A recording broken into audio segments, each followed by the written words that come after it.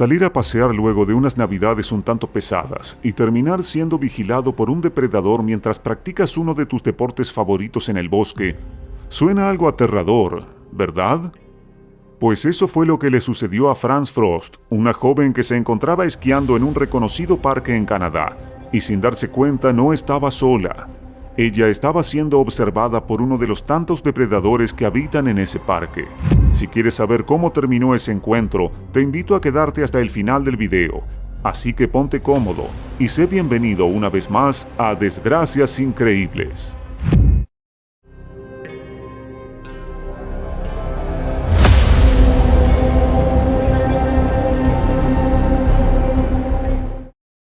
Cada país es único con sus paisajes y naturaleza, y Canadá no se queda atrás.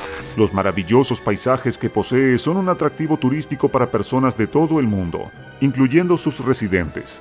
Es común que muchos de sus habitantes planeen viajes a los hermosos parques naturales que tiene Canadá. El Parque Nacional Banff forma parte del conjunto natural denominado Parques de las Montañas Rocosas Canadienses, y por su increíble naturaleza fue declarado Patrimonio de la Humanidad por la UNESCO en el año 1984. Desde entonces se ha conservado la belleza de sus enormes montañas, sus glaciares y lagos de un color extraordinario.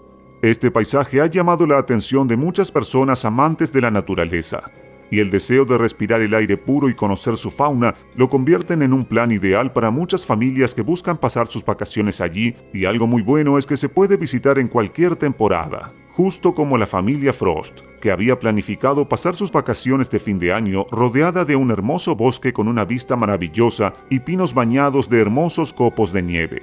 A pesar de vivir en Edmonton y de no ser la primera vez que visitaban el parque, siempre estaba en sus planes ir hacia allá. Todos compartían un gusto en común por la naturaleza y eso los unía más como familia. Les encantaba esquiar y por eso escogieron visitar el parque en invierno, para disfrutar de sus paisajes nevados y poder practicar sus deportes favoritos.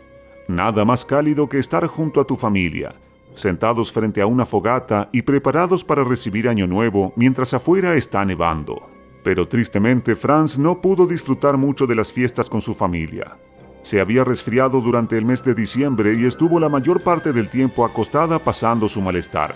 Se encontraba ansiosa por recuperarse para poder salir a disfrutar con sus padres y hermanos. Ellos se encontraban igual, queriendo que France recuperara su salud para compartir con ella y realizar las actividades que tenían planificadas para esas fechas.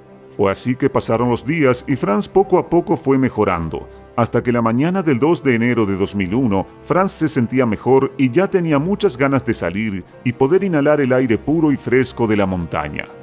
Para sus padres y hermanos, las vacaciones ya habían terminado y tenían que volver a casa, pero France decidió quedarse y esquiar un rato más para luego volver hacia donde estaban ellos.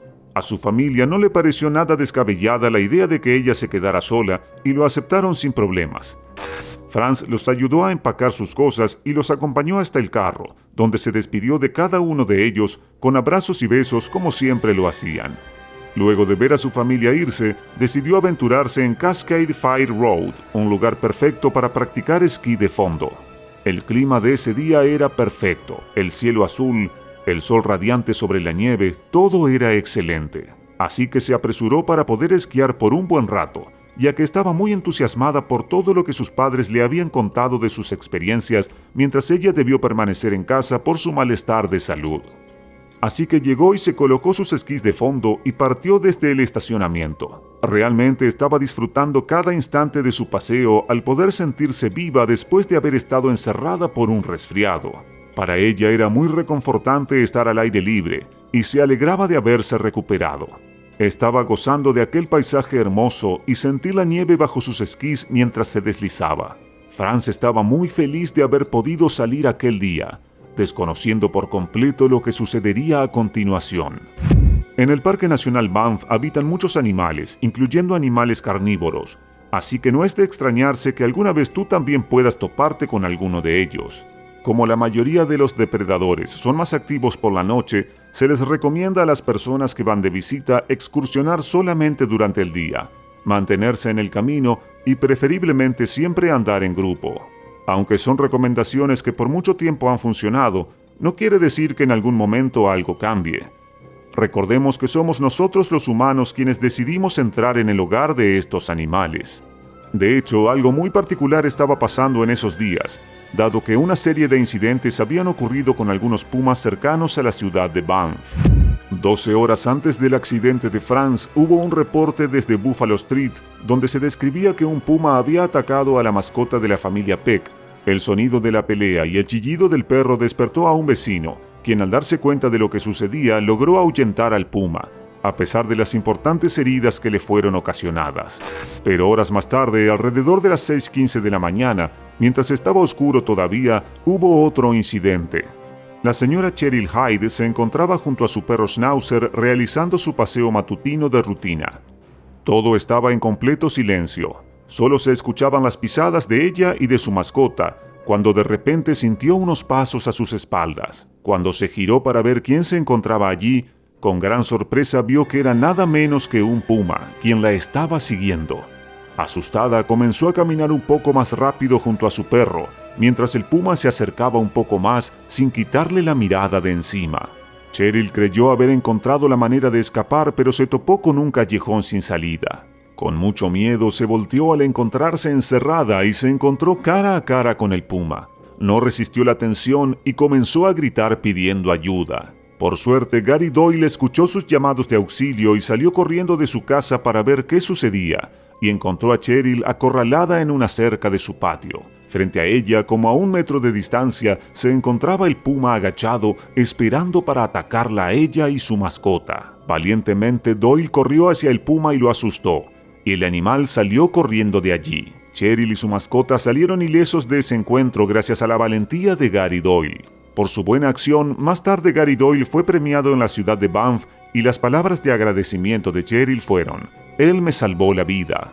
Recordemos que esos 2 eventos sucedieron la madrugada del 2 de enero, unas horas antes de que Franz decidiera ir a esquiar a Cascade Fire Road.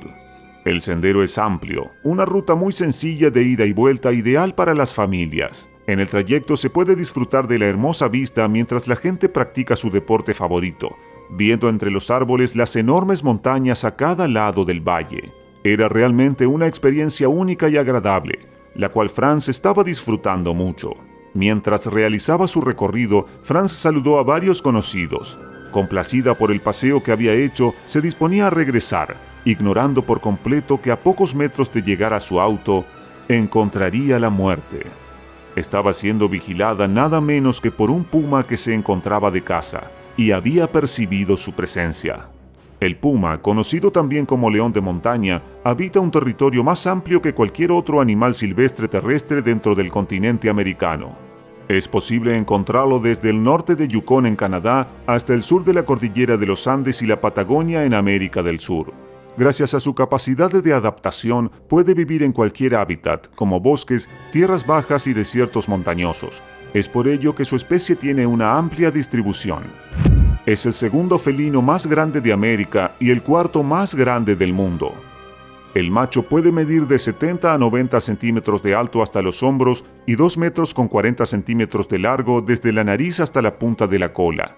Las hembras, a pesar de ser muy parecidas a los machos, son un poco más pequeñas, midiendo 2 metros con 4 centímetros. Los machos pueden pesar desde 55 a 75 kilogramos, aunque si están muy cerca de los polos, pueden incluso hasta pesar 100 kilogramos, pesando las hembras entre 40 y 62 kilogramos. Tienen la capacidad de saltar hasta 13 metros de forma horizontal y desde la perspectiva vertical se pueden elevar hasta unos 5 metros de altura, pudiendo además alcanzar una velocidad de 60 kilómetros por hora. Son felinos esbeltos y muy ágiles. Su cabeza es redonda con orejas erguidas. Sus patas delanteras son muy poderosas, con 5 garras retráctiles que les sirven para aferrarse a sus presas y junto con su cuello, mandíbula y colmillos, hacen el combo perfecto para atacar y matar a presas incluso más grandes. Por ser carnívoros, su principal alimento son los ciervos, pero es capaz de cazar y comer cualquier cosa, incluyendo insectos. Son muy territoriales. Las hembras son feroces protectoras de sus cachorros y pueden derribar con éxito a un animal mucho más grande en defensa de sus crías. Es un depredador de emboscada. Esto quiere decir que se mantiene al acecho esperando el momento oportuno para abalanzarse sobre su presa. Si su cacería es efectiva, se lleva consigo la presa hasta su escondite para poder alimentarse de ella durante días. Pero volvamos con lo que le sucedió a Franz. En cuanto el puma sintió su presencia, esperó paciente su llegada observando sus movimientos desde la distancia sin hacer el más mínimo ruido, y se quedó agazapado esperando la oportunidad para atacarla. Se encontraba en posición de vigilia entre los arbustos y en cuestión de segundos embistió con la fuerza descomunal de sus músculos. Atacándola por la espalda y aferrándose a ella con sus garras, la arrojó contra el suelo golpeando su cabeza contra la nieve. Sin darle chance de ver quién o qué cosa la había golpeado, Franz ya había perdido la vida en el acto. El felino enterró sus colmillos en el cuello de Franz por instinto natural, como haría con cualquier otra presa. No muy lejos de allí se acercaba otro esquiador que se encontraba haciendo el mismo recorrido, sin imaginar la escena desgarradora con la que se encontraría. Vio a Franz tirada en el suelo con el puma encima de ella, y asustado se giró para dar la vuelta y poder buscar ayuda. Mientras esquiaba lo más rápido que podía, se encontró a varias personas en el camino que se dirigían hacia donde se encontraba Franz. El esquiador les alertó, las personas entraron en pánico y decidieron también alejarse del lugar. Los guardaparques se enteraron rápidamente de la trágica noticia y se movilizaron lo más pronto posible, llegando en apenas unos minutos. Cuando llegaron vieron al puma que aún estaba sobre Franz, como si estuviera protegiendo a su presa. Tomaron la decisión de terminar con la vida del puma para poder quitarle a Franz de sus garras, así que le apuntaron con un rifle y el puma cayó justo al lado de su víctima. Mientras revisaban la escena, se encontraron con huellas frescas cerca de un árbol, lo que los llevó a creer que el puma se encontraba de cacería y tristemente quien apareció en el camino fue nada más y nada menos que Franz. La noticia salió en los titulares al día siguiente. Debido a que aún no habían podido identificar a la víctima, se refirieron a ella como una mujer de 30 años quien había sido asesinada por un puma en Banff. El padre de Franz acostumbraba a leer las noticias por la mañana, y mientras hojeaba el periódico se encontró con el titular. Al leer lo que decía sintió un sobresalto en su corazón, y con la mano en el pecho llamó a su esposa para que también leyera la noticia. Impactados se vieron la cara y asustados pensaron inmediatamente en su hija. Enseguida tomaron el teléfono y comenzaron a llamarla, pero no conseguían respuesta alguna. Preocupados, pero tratando de mantener la calma, le dejaron un mensaje que decía: «Franny, sé que no eres tú. Llámame». Franz no llevaba una identificación formal. Solo encontraron en uno de sus bolsillos una tarjeta del centro al que asistía para sus clases de baile. Con ese dato lograron identificarla, y con esa información la policía se trasladó esa noche hasta Edmonton, el lugar donde residía con sus padres. Al llegar tocaron la puerta. Sus padres se sorprendieron de ver a la policía de pie frente a ellos. El propósito de su visita era para darles la terrible noticia, a pesar de que tuvieron sus sospechas, porque la descripción de la joven en el titular se les hacía muy parecida a su hija, y que también intentaron comunicarse con ella en varias ocasiones sin respuesta. Realmente deseaban que no fuera Franz, y la noticia les cayó como un balde de agua helada. Después de recibir aquella dura noticia, comenzaron las interrogantes. ¿Por qué la atacaría a ella? ¿Cuál fue el motivo? Su madre estaba desesperada en busca de respuestas, tratando de entender lo que estaba sucediendo. Pensó en que si era posible que hubiera afectado el hecho de que Franz la había pasado muy mal durante los últimos días de Navidad debido a su malestar por la gripe. ¿Sería esta la razón por la que el puma la atacó? ¿Estaba esquiando demasiado lento? ¿Presentía aquel animal que ella estaba débil y que podía ser una presa fácil? Dar respuesta a esas interrogantes es un poco complejo, porque según los estudios el comportamiento que reflejan los pumas es que a excepción de las hembras que siempre viajan con sus crías, los machos andan solos y la mayoría de sus presas se encuentran en los fondos de los valles. Por ello es muy raro que ocurra el contacto con humanos, y al ser depredadores crepusculares, también es algo raro que el ataque a Franz haya sido a plena luz del día. Los encuentros con pumas anteriores al de Franz sucedieron siempre antes del amanecer. Pero ¿por qué estaría tan cerca de la civilización? ¿Qué lo llevó a desplazarse tanto de su territorio habitual? Debido a que para esa época del año era muy raro ver tanta actividad de pumas en Banff, los especialistas comenzaron a investigar y llegaron a la conclusión de que lo más seguro era lo limitado de sus posibilidades de conseguir alimento, porque alrededor de 18 meses antes, unos 150 alces habían sido reubicados fuera de su área habitual, con la intención de recuperar el ecosistema. Ian Syme, un empleado jubilado de Parks Canadá, que para ese entonces era el jefe de los guardabosques del Parque Banff, dijo: «Los lobos y los pumas se encuentran compitiendo por esa base de alces. Esa es su comida. Y como resultado, los alces se están acercando un poco más a la ciudad. Y debido a ello, los pumas se están alimentando de los alces que están más cercanos a la ciudad». También mencionó que un ataque diurno por parte de un puma es algo extraño. Un ataque a un humano es aún más extraño. Y que el ataque sea letal es inaudito en Alberta. Puede que esta sea otra hipótesis de por qué los encuentros hayan ocurrido cerca de la ciudad. El hambre pudo haber impulsado a aquel puma a atacar deliberadamente a Franz Frost. Por supuesto, se desconoce si ese puma que fue reportado en la madrugada de ese 2 de enero haya sido el mismo que atacó a Franz horas más tarde ese mismo día. La población y los visitantes quedaron muy angustiados por la situación que se estaba viviendo esos días, por lo que los oficiales les indicaron una serie de medidas para que tuvieran precauciones. Les indicaron que si iban a salir cerca de sus casas a pasear, debían hacerlo durante el día. También que evitaran por todos los medios salir en horas de la noche o antes de que amaneciera, por lo que muchas familias optaron por dejar a sus hijos pequeños en casa mientras salían a hacer cualquier diligencia. Para las personas visitantes del parque también se les dieron recomendaciones. Se les dijo que procuraran mantenerse siempre dentro de la ruta establecida y en caminos bien iluminados, y si iban a esquiar o pasar el rato a la intemperie, que lo hicieran en grupos. Fueron días de mucha tensión. Muchos tenían miedo de salir de sus casas, debido a que habían reportado más de 10 avistamientos de pumas luego del accidente de Franz. Había equipos preparados con especialistas listos al llamado de cualquier reporte.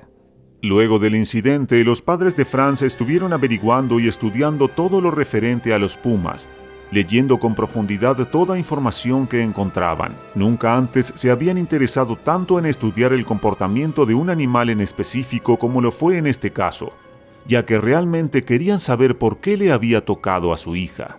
Laura, la mamá de Franz, era presidenta asociada de investigación en el Departamento de Ciencias Biológicas de la Universidad de Alberta en ese momento. Pues bien, allí llegó a conocer a muchos ecologistas de vida silvestre y especialistas en comportamiento animal, y se apoyó en ellos para entender un poco más de lo que le había pasado a su querida Franz. En el año 2021, a 20 años de aquel fatal ataque, la madre de Franz fue entrevistada por teléfono desde su casa en Calgary. Fue una entrevista llena de nostalgia, y revivir nuevamente los sentimientos de aquel trágico día no fue nada fácil. Ella tendría 50 años ahora. Eso es increíble para mí, expresó al comienzo su madre. A pesar de todo lo que les tocó vivir, ella no siente ningún rencor hacia los pumas. Incluso insta a las personas a no vivir con miedo hacia ellos. Con todo lo que he leído sobre ellos, tienen una vida bastante dura. Viven en una batalla constante para encontrar suficiente comida. Los pumas son parte de la naturaleza. Sabes que están allá afuera y debemos tenerles un gran respeto, dijo. La familia Frost siempre se reunía en Cascade Fire Road para practicar esquí de fondo en memoria de su hija Franz todos los años, hasta que la salud de su padre, Ed Frost, comenzó a deteriorarse antes de su muerte en el año 2019. Laura Frost culminó su entrevista diciendo: «Un padre nunca supera la muerte de un hijo. Sin importar cómo muera, no hay un día en que no le extrañe». El final de esta historia es muy triste. Franz nunca imaginó que ese día que ella tanto anhelaba por salir sería el último. Y sus padres tampoco imaginaron que ese sería el último abrazo y la última vez que verían a su hija feliz y con vida. Podemos llegar a pensar que a veces nos encontramos en el lugar y el momento equivocados, como en el caso de Franz Frost, quien ha sido hasta ahora la única víctima por ataque letal por un puma en Alberta. Un ataque que nunca será olvidado por esa comunidad ni por las personas que están conociendo hoy su historia. Franz siempre será recordada por sus familiares y amigos como una persona única, cariñosa, decidida por cumplir lo que siempre deseaba y por ser una amante de la naturaleza de espíritu libre, bailarina, artista y entusiasta por las actividades al aire libre. No debemos olvidar que los animales salvajes nunca nos van a diferenciar de su presa.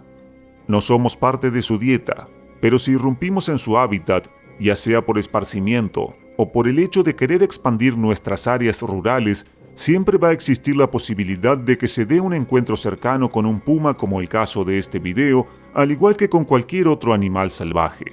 Así que cuéntame, ¿qué te pareció el caso que te presentamos hoy? ¿Crees que si Franz Frost no hubiera estado sola, la historia hoy sería diferente? Me gustaría saber tu opinión.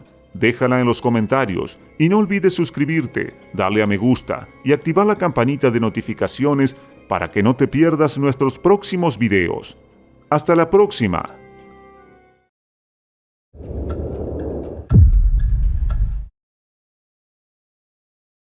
Prepárate para escuchar la historia de uno de los ataques de osos más espeluznantes del siglo XIX, que culminó en una muerte lenta y agonizante para un joven. Este incidente sigue siendo una advertencia aterradora sobre la ferocidad de los osos grizzly, depredadores temidos a lo largo de los tiempos. No olvides darle like y suscribirte. Este es el escalofriante ataque de un oso a los hermanos George y Hiram Nagel. Bienvenidos a Desgracias Increíbles.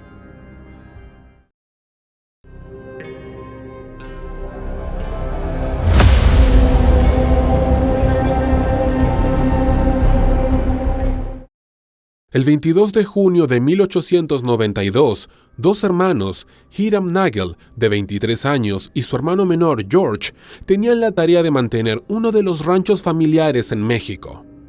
Los Nagel eran mormones que habían sido expulsados de Missouri, Estados Unidos, y se vieron forzados a buscar refugio en el desolado estado mexicano de Chihuahua.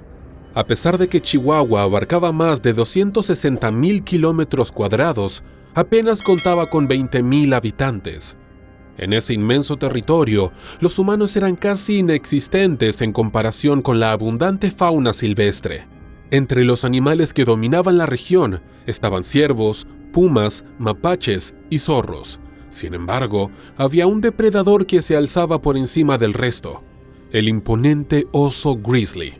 Con un peso que superaba los 270 kilos y una longitud de más de 2 metros, esta bestia estaba equipada con 42 dientes de más de 7 centímetros, capaces de destrozar carne y devorar a su presa en cuestión de segundos. Con tan solo unas pocas semanas de estancia en el rancho, George y Hiram se percataron de que los depredadores de los alrededores comenzaban a atacar a sus animales, cazándolos uno por uno. George llegó a ver un gran oso pardo merodeando cerca de su granja un día cuando volvía del río.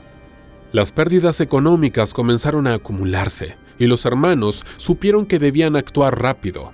Con sus rifles cargados, montaron a caballo y recorrieron unos 25 kilómetros en busca de osos. Cuanto más se alejaban, más evidente se volvía la magnitud de los ataques.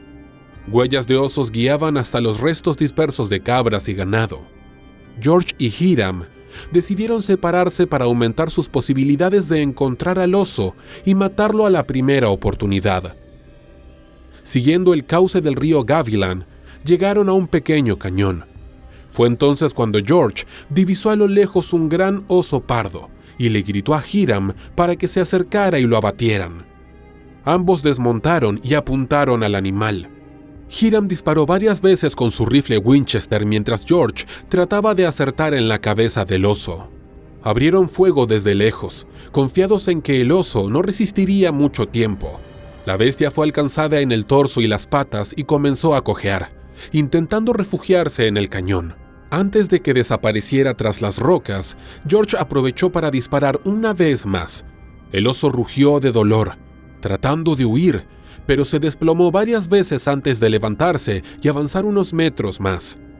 El rifle de George se trabó con una bala fallida, mientras el oso yacía inmóvil a lo lejos.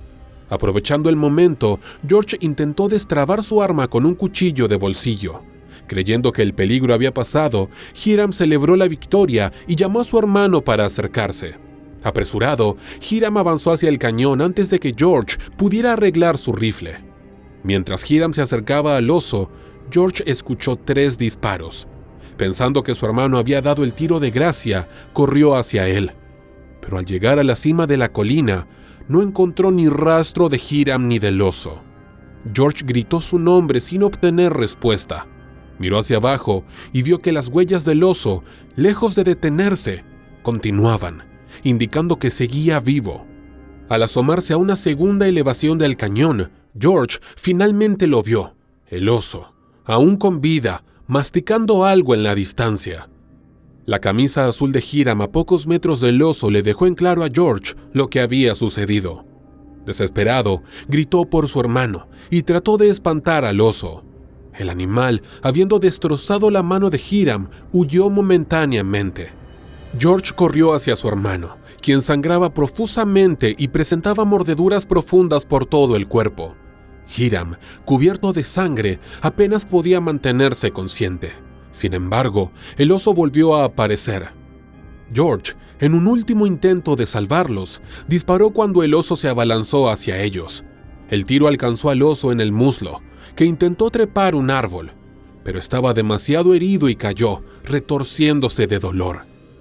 George se acercó y disparó un tiro final a la cabeza del oso, acabando con su vida. Al regresar con su hermano, la gravedad de las heridas de Hiram lo impactó. El joven estaba destrozado, mutilado por el feroz oso grizzly. El cuello de Hiram presentaba marcas profundas de los colmillos de más de 7 centímetros. Su cuero cabelludo estaba arrancado y su cráneo perforado, dejando escapar fluido cerebral. La mano de Hiram había sido completamente arrancada y su torso era un horripilante espectáculo de cortes, mordeduras y heridas. Atrapado a 25 kilómetros de su rancho, en medio de la naturaleza salvaje con su hermano gravemente herido y la amenaza de más depredadores, George comprendió la desesperada situación en la que se encontraba. Hiram, entre terribles dolores, logró explicar con un hilo de voz lo sucedido. Había intentado acercarse al oso por detrás, confiado en que estaba muerto tras los disparos, pero el animal había fingido su muerte, agachándose para emboscarlo. Cuando Hiram se acercó, el oso se lanzó sobre él con una fuerza brutal, y todos los intentos frenéticos de Hiram por disparar fallaron. El oso mordió su cuello y le aplastó el pecho con todo su peso. En su desesperación, George instó a Hiram a reunir fuerzas para emprender el largo viaje de vuelta al rancho. Usando su sombrero, George llevó agua del río cercano para limpiar las heridas de su hermano. Con un torniquete improvisado, envolvió la cabeza, pierna y mano de Hiram con tela para evitar que se desangrara. Con mucho esfuerzo, lograron regresar al rancho, pero Hiram se desmayó varias veces y apenas podía hablar. Sus heridas comenzaban a endurecerse, y el miedo a una infección se hacía cada vez más real. George entendió que la situación de su hermano no mejoraría si permanecían en ese lugar desolado sin atención médica. Necesitaban emprender un largo viaje hasta su hogar en otro estado. Aunque la salud de Hiram no auguraba nada bueno, le rogó a George que no lo dejara atrás, ya que estos podrían ser sus últimos momentos. George tomó la decisión más difícil de su vida. Envolvió a Hiram en mantas y lo subió al caballo. Sin perder tiempo, cabalgó toda la noche hasta llegar a la ciudad. Cuando finalmente llegaron, la condición de Hiram había empeorado debido a la falta de alimento y agua durante el viaje. Reunieron a médicos de los pueblos vecinos, quienes trajeron medicamentos para intentar frenar la infección, pero nada parecía funcionar. Al día siguiente, la infección se propagó por el cuerpo de Hiram. Sin antibióticos que lo salvaran, quedó a merced del tiempo. A la mañana siguiente, Hiram miró una última vez a su familia reunida en la habitación, con una mirada que expresaba su impotencia. Sus ojos recorrieron a las personas que más amaba. Lentamente, sus párpados se cerraron, y con unas pocas respiraciones más, se desvaneció. Después de un brutal ataque de oso, Hiram, de 23 años, finalmente sucumbió a sus heridas. Su familia, presente en la habitación, presenció con impotencia la muerte de su querido hijo y hermano, quedando devastados e inconsolables. Pero George les contó a ella y a la familia sobre la valentía y resistencia que Hiram mostró durante toda esa trágica experiencia, antes de su desgracia increíble.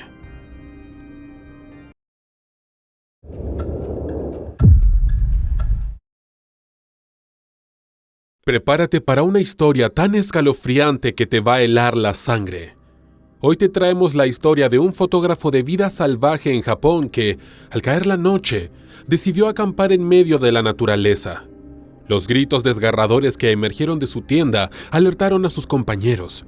Al salir corriendo, se toparon con una escena de pesadilla. Un oso gigantesco había medio invadido la tienda del fotógrafo.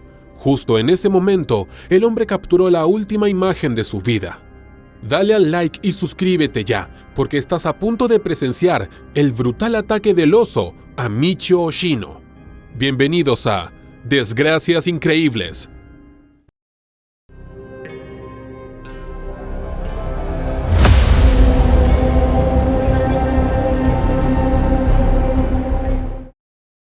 Nacido en 1952 en Ichikawa, Japón, Michio Oshino desde joven mostró una fascinación desmedida por la fotografía de la naturaleza. Su deseo de explorar Alaska se encendió tras comprar un libro que mostraba la remota aldea de Shishmaref. Con tan solo 19 años, envió una carta al alcalde del pueblo y, medio año después, recibió una invitación para visitarlo. Este viaje selló su destino como fotógrafo de la naturaleza, llevándolo a convertirse en uno de los más célebres de su generación, comparado incluso con el legendario Ansel Adams. Sin embargo, el destino le tenía preparada una emboscada mortal que estremeció a todos los que lo conocieron. Desde pequeño, Michio era un explorador nato, un aventurero con una curiosidad insaciable por los rincones salvajes de Japón. A los 16 años, se embarcó en un viaje en solitario por Norteamérica, recorriendo ciudades icónicas y maravillas naturales como el Gran Cañón. Al regresar a su tierra natal, ingresó en la Universidad de Keio y se graduó en 1976 con un título en economía. Durante su estancia en la universidad, se topó con una difusa foto de Shishmaref que encendió su obsesión por Alaska. La vida en esa pequeña comunidad rodeada de un paisaje implacable lo intrigaba tanto que escribió una carta dirigida simplemente al alcalde de Shishmaref, Alaska. En uno de sus veranos universitarios, Michio pasó 3 meses en el pueblo esquimal, viviendo con una familia local y empapándose de su forma de vida.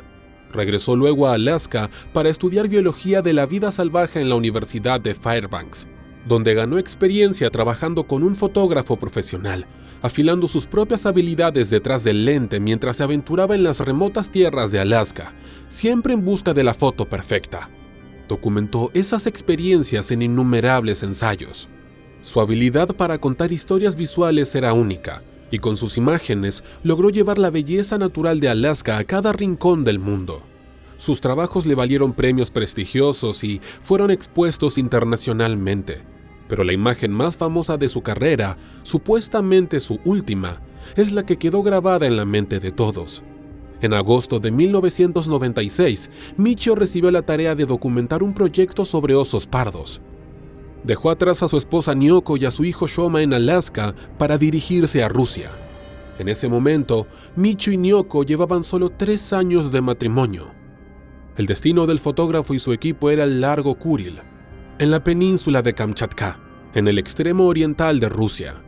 Este lago, un cráter volcánico, estaba rodeado de un denso bosque de alisos, pinos y abedules de piedra. En 1996 se creía que este lugar albergaba la mayor concentración de osos pardos en Kamchatka, e incluso en toda Rusia. Por eso Michio y su equipo se dirigieron allí, con la esperanza de capturar imágenes espectaculares de la actividad de los osos. El documental estaba destinado a una cadena de televisión japonesa. Igor Revenko, un guía local con vasta experiencia, lideró al equipo hacia un área conocida por la caza de osos. Se rumoreaba que Igor conocía a un oso en particular que no temía a los humanos y que continuaba pescando tranquilamente incluso cuando las personas se acercaban. Era una oportunidad de oro para cualquier fotógrafo. Lograron capturar imágenes cercanas y únicas del animal en su hábitat natural, a solo unos metros de distancia. Pero 2 días después, Igor notó algo inquietante en el campamento. Excrementos y marcas de osos aparecieron dentro y alrededor del lugar. Mientras el equipo exploraba la naturaleza, el oso había husmeado por su campamento. Un escalofrío recorrió la espalda de Igor. ¿Quién era la presa ahora? La noche del 8 de agosto, tras un día agotador, el equipo se acomodó en la cabaña. Al estar llena, Michio optó por dormir afuera en su tienda. Igor le advirtió sobre los peligros, sabiendo que un oso había rondado el campamento sin temor a los humanos. Pero Michio prefirió su espacio y el silencio de la naturaleza sobre el ruido de los ronquidos de sus compañeros. Acampar bajo las estrellas, a solo unos metros de la cabaña, le parecía ideal. Así que, sin más, se metió en su saco de dormir y cayó en un sueño profundo, arrullado por los sonidos del bosque. Pero afuera algo se movía. Un oso grizzly enorme había captado el aroma del campamento. Siguiendo su instinto, se acercó, curioso por descubrir el origen de ese olor. Michio, inconsciente del peligro, seguía durmiendo plácidamente. A las 4 a.m., justo antes del amanecer, el oso llegó a la tienda de Michio, gruñó y las ramas crujieron bajo su peso, a centímetros del rostro del fotógrafo. Michio despertó abruptamente. El sonido de las ramas rompiéndose, los gruñidos profundos y el fuerte resoplido del oso le hicieron darse cuenta de que estaba en peligro. Contuvo la respiración, paralizado por el miedo, esperando que el oso se marchara. Pero el oso tenía otros planes. Había olido algo dentro de la tienda, a Michio. Sin previo aviso, el oso desgarró la lona con sus garras. No había nada que separara a Michio de la furia de la bestia. El oso, en modo cazador, estaba decidido a atrapar a su presa. Michio gritó de terror y pateó al oso en la cara mientras éste se abalanzaba sobre él. Sus gritos despertaron a los demás en la cabaña. Igor fue el primero en reaccionar. Al abrir la puerta de la cabaña, vio la enorme figura del grizzly medio metida en la tienda de Michio. ¡Oso! ¡La tienda! ¡Oso!, gritó, mientras los demás se levantaban apresuradamente. Michio, atrapado, luchaba desesperadamente, pero el oso lo mordía una y otra vez, desgarrando su carne y quebrando sus huesos. La tienda se desplomó bajo el peso del animal, y Michio, atrapado bajo la lona, intentaba resistir. La desesperación era palpable cuando Igor, sin perder un segundo, agarró un cubo de metal y una pala. Corrió como alma que lleva el diablo hacia la tienda hecha trizas, donde el ataque del oso estaba en pleno apogeo. Golpeaba los objetos entre sí con todas sus fuerzas, creando un estruendo ensordecedor que retumbaba en la noche. El metal resonando como un grito desesperado, pero bajo la luz de las linternas, el oso ni se inmutó. El monstruo, en lugar de retroceder, tiró de Michio, arrancándolo de su saco de dormir, arrastrándolo hacia la fría y oscura noche. Sus gritos desgarradores se apagaron en la distancia, y sus amigos sabían que las probabilidades de que sobreviviera eran nulas. La oscuridad les impedía hacer algo más que esperar al amanecer para seguir el rastro. Lo que encontraron al clarear el día fue un espectáculo devastador y traumático que nunca olvidarían. La brutalidad del ataque fue tan impactante que los testigos lo catalogaron como un caso extremadamente raro de depredación. El estruendo que normalmente habría ahuyentado a cualquier oso no tuvo ningún efecto. El animal estaba decidido a acabar con su presa, indiferente a la desesperación humana. Al difundirse la noticia del horror, una imagen perturbadora se hizo viral en internet. Se decía que era la última foto que Michio había tomado antes de morir. En la imagen se veía un oso grizzly asomándose por la entrada de una tienda, con sus colmillos expuestos y una mirada asesina, como si estuviera a segundos de atacar. Una imagen aterradora que hacía que se te helara la sangre. Pero resultó ser un engaño. La foto era un montaje burdo.